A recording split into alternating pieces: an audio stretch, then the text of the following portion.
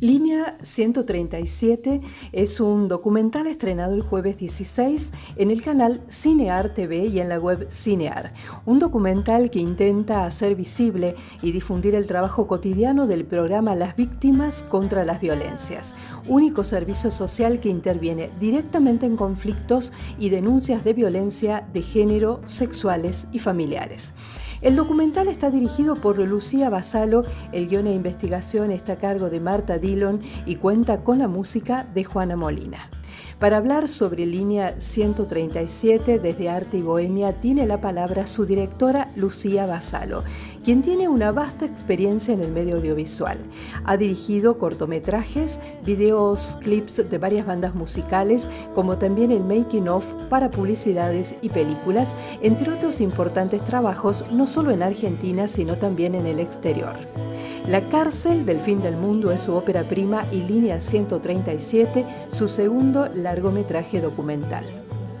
¿Cómo surgió, Lucía, la idea de dirigir este documental y quiénes conformaron el equipo de trabajo? La idea de dirigir este documental fue a partir de que Marta Dillon, que es periodista y la creadora del suplemento Las 12 de Página 12, el suplemento feminista, en el 2016 me acercó el proyecto. Yo en ese momento no conocía el programa Las Víctimas contra las Violencias, que es el programa que ideó Eva Giberti en el 2006, donde la línea telefónica de asistencia en todo el país, igual que la 144, es la 137. Con la diferencia de que la línea 137 tiene dispositivos móviles que trabajan en 5 ciudades del país, donde asisten en persona a las víctimas, ya que muchas de ellas en muchas situaciones no pueden hacer llamados telefónicos o no se pueden dirigir hacia determinados lugares para hacer denuncias, o viven en estados de secuestro, o no tienen encima sus documentos porque los tienen retenidos sus agresores para hacer denuncias.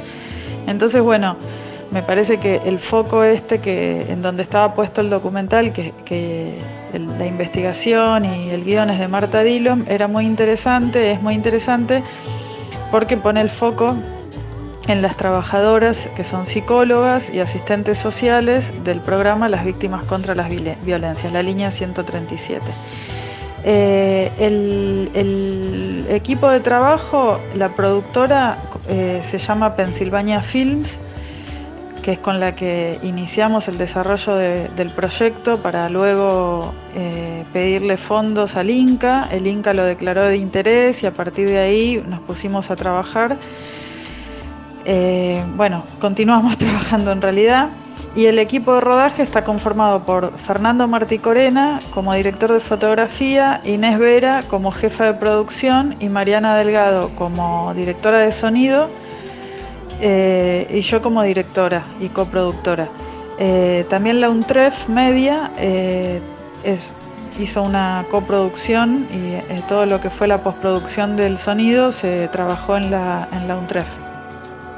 En nuestro país, en promedio, una mujer, una niña o una travesti es asesinada cada 23 horas a causa de la violencia de género. ¿Cuáles fueron tus sensaciones a medida que transcurría la filmación y podías palpar esta realidad?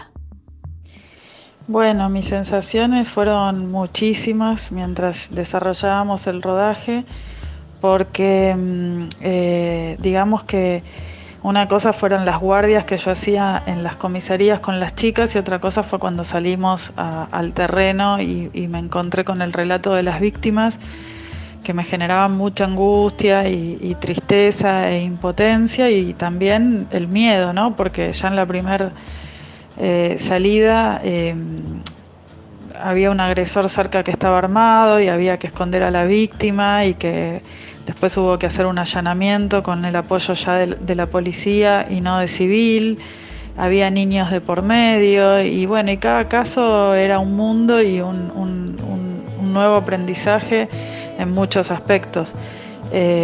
Las sensaciones básicamente variaban entre tratar de protegerme yo, proteger a mi equipo, y obviamente saber en qué momento se podía uno acercar hacia la víctima y explicarle lo que estábamos haciendo y que no se le iba a identificar nunca, sus voces están distorsionadas y que el foco estaba puesto en las trabajadoras de la línea 137. Eran muchas las cosas que me pasaban, de hecho filmé a lo largo de 6 semanas, pero no de corrido, que es lo que se suele hacer con los rodajes. Fue a lo largo de todo un año, tanto en Capital Federal como en Resistencia, Chaco, justamente por este tema de poder digerir el material, de rearmar el equipo, porque hubo una persona en producción que prefirió no seguir el rodaje, y entonces tuve que parar, rearmar. Fue una noche que nos dijeron que si teníamos que ir a trabajar, a hacer una intervención en una villa en Capital Federal, nos teníamos que poner chalecos antibalas porque hay veces que se desatan balaceras en el medio de las intervenciones y entonces, bueno, ese día la jefa de producción me dijo que prefería no seguir, entonces cuando volví a filmar ya tenía que tener otra persona en producción. Lo mismo que cuando yo empecé las primeras jornadas hice yo la cámara y también me di cuenta de que necesitaba no tener el ojo todo el tiempo puesto en la cámara porque necesitaba como ver la situación en 360 grados por todo esto que les estoy explicando, ¿no? Desde el hecho de que pueda aparecer el agresor y yo saber qué hacer con una cámara en la mano y la contención hacia todo el equipo. Y también a nivel como coproductora también entender en cada momento cómo nos teníamos que reorganizar y rearmar con los autos, tanto de la línea como el auto de producción. Entonces había que pensar y tener en cuenta demasiadas cosas. Yo dejé la cámara y me concentré en la dirección y en la producción. En La cárcel del fin del mundo abordás la temática de los derechos humanos, un aspecto que también se hace en Línea 137. ¿Cuál es tu visión como mujer en el momento de dirigir este tipo de filmaciones?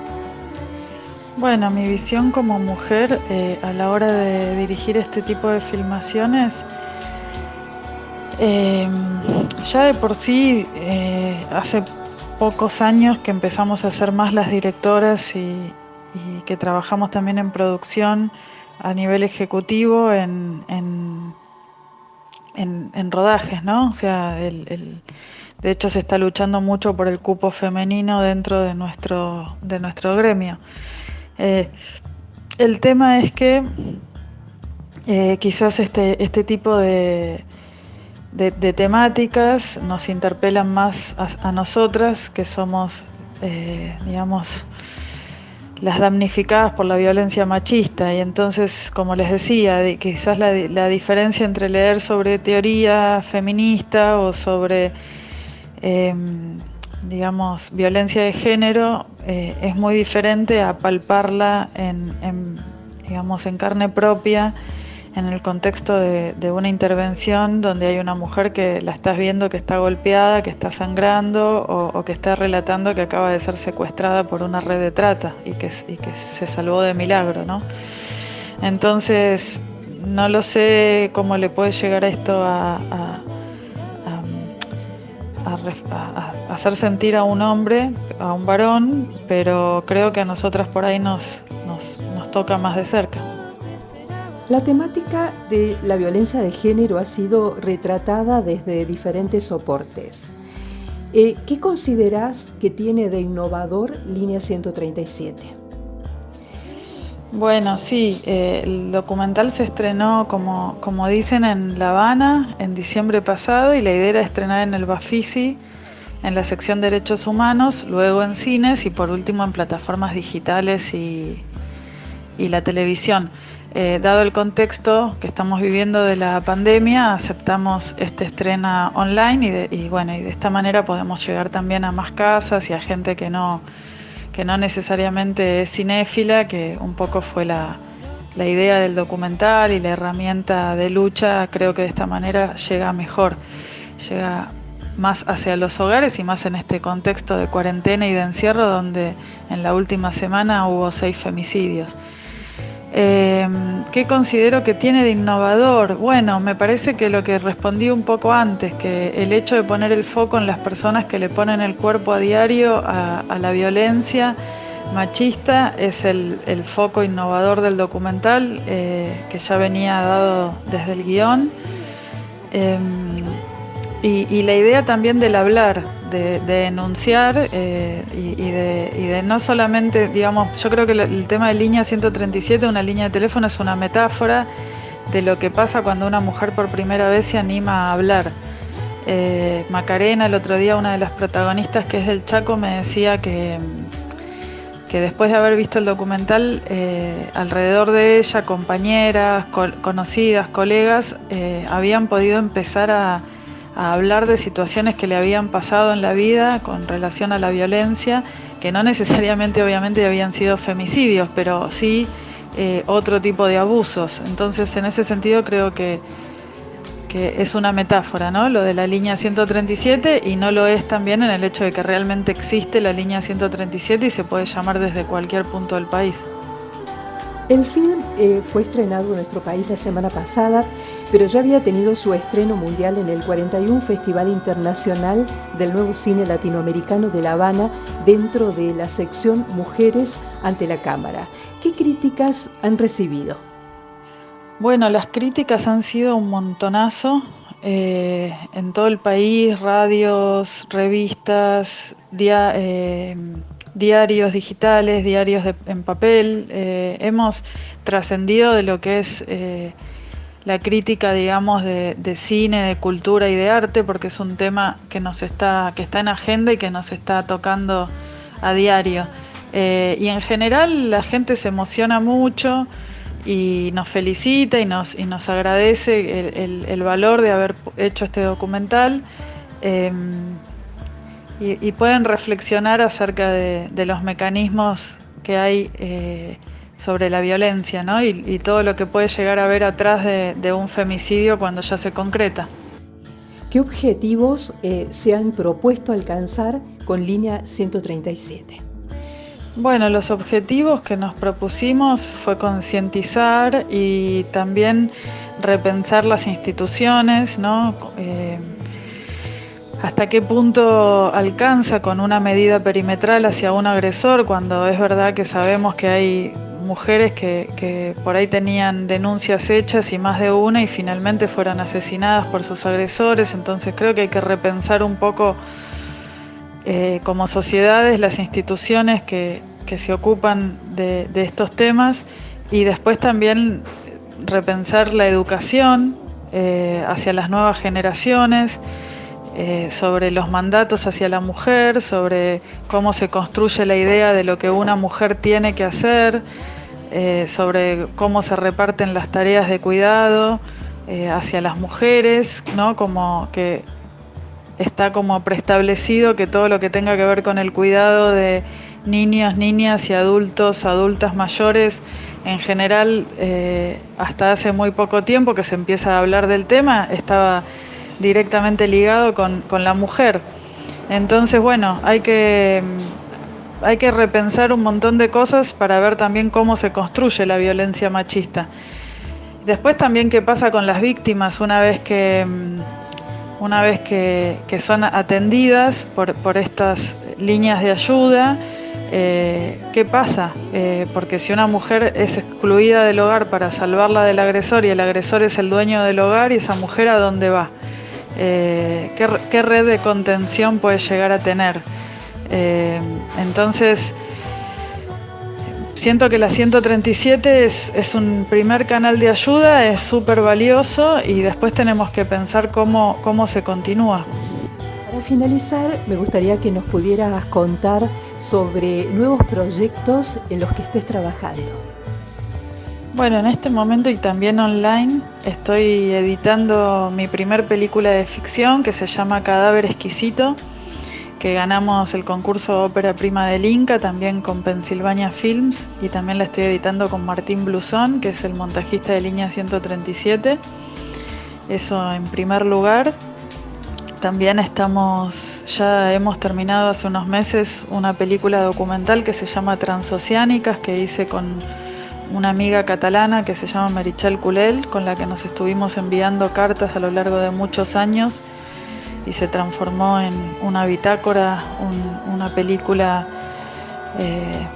sobre la amistad, sobre el paso del tiempo, sobre el cine, porque Meritxell también es cineasta. Así que en principio esos son los proyectos más importantes y desarrollo también la línea 137 como serie. La estamos haciendo un desarrollo de Ibermedia, estamos terminando de escribir y de presentar hoy mismo. Y por otro lado también desarrollo otras ficciones, pero todavía están en etapa de escritura y de desarrollo. Bueno, les agradezco mucho el espacio y les envío un abrazo.